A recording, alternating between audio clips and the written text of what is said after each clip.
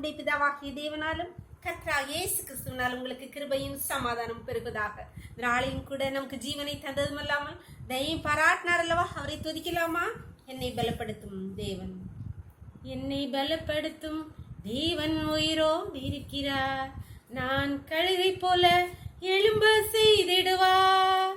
என்னை எழும்ப பண்ணும் ஆண்டவர் என்னோடு இருக்கிறார். நான் எழும்புவேன் அவர் பலத்தா. என்னை எழும்ப பண்ணும் ஆண்டவர் என்னோடு இருக்கிறார். நான் எழும்புவேன் அவர் பலத்தா. என் பலன் ஒன்றுமில்லை என்று நான் அறிவேன்.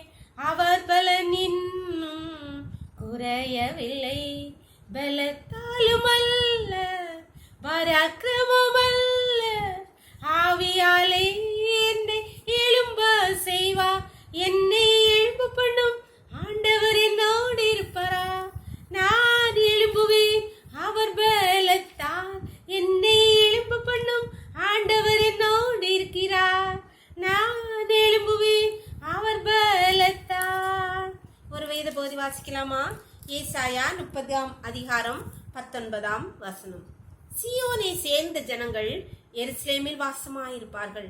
இனி நீ அழுது கொண்டிராய். உன் கூப்பிடுதலின் சத்தத்துக்கு அவர் உருக்கமாய் இறங்கி அதை கேட்ட உடனே உனக்கு மறு உத்தரவு அருளுகிறார். இங்கே ஏசாயா தீர்க்கதரிசியை கொண்டு கர்த்தராகிய ஆண்டவர் சொல்கிறார், சீயோன் எருசலேமில் வாசமாயிருப்பார். சீயோன் எருசலேம் ஜனங்கள், யூத ஜனங்களுக்கும் இங்கே 2 வார்த்தைகள் வேதத்திலே, சீயோன் எருசலேமின் குமாரத்திகளே, சீயோன் குமாரத்திகளே. நம்ம எல்லாரும் எருசலேம் குமாரத்திகள் கிடையாது, சீயோன் குமாரத்திகளும் குமாரரும். சீயோனை சேர்ந்தவர்கள் எருசலேமில் வாசம் பண்ணுவாங்களா? எருசலேம் மகாராஜாவின் நகரம், அங்கே நாம் வாசம் பண்ணுவோம். அதனால இனி நீ அழுது கொண்டிராய். ஏன் அழுது கொண்டிருக்க மாட்டோமா? நம்முடைய விண்ணப்பத்தை அவர் கேட்ட உடனே மறு உத்தரவு அருள்வாரா. அன்பான தேவனுடைய பிள்ளைகளே, கர்த்தரை கண்டடையத்தக்க சமயத்தில் அவரை தேடுங்கள், அவரை நோக்கி கூப்பிடுங்கள் என்று வேதத்தில் சொல்லிட்டு. அதனால கர்த்தர் நமக்கு சமீபமாக இருக்கிறபடியால் நாம் அவரை நோக்கி நம்முடைய விண்ணப்பங்களை, நம்முடைய கஷ்டங்களை, நம்முடைய குறைவுகளை, என்னென்ன பிரச்சனைகள், நம்ம ஏலாமே கர்த்தர் எடுத்து சொல்லும். அவர் நம்ம சத்தத்தை கேட்ட உடனே மரபு உத்தரவு அருள்வேன் என்று ஒவ்வொருடமே இன்று கர்த்தராகிய ஆண்டவர் சொல்லார். அவருடைய சமூகத்தில் நம்ம விண்ணப்பங்களை வைக்கலாமா?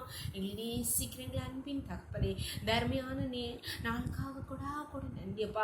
நாளைக்கு கூட எங்களுக்கு ஈவாய் தந்தீங்களேப்பா, விஸ்தோத்திரிக்கிறோம், துதிக்கிறோம் தகப்பனே. நாளிலும் அடியாளோடு இணைந்திருக்கிற ஒவ்வொரு பிள்ளைகளும் கருத்திலே தருகிறோமப்பா. ஒவ்வொரு குடும்ப வாழ்க்கையிலும் கர்த்தாவே அநேக பிரச்சனைகள், பலவீனங்கள், பாடுங்களப்பா.